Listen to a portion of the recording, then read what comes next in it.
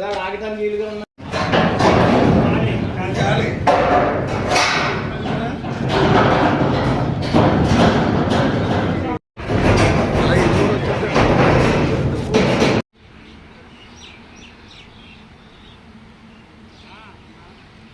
పెట్టేసి బండికాయ పెట్టేద్దాం నిలువు కాదు.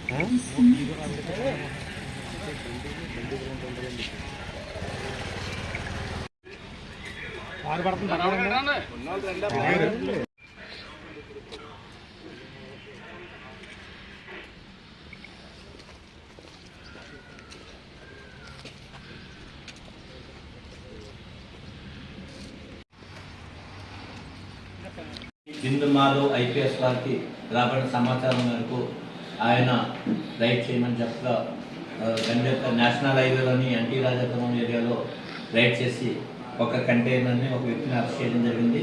అతని వద్ద నుంచి 360 కేజీల 18 బస్తాల గంజాయిని స్వాధీనం చేసుకోవడం జరిగింది.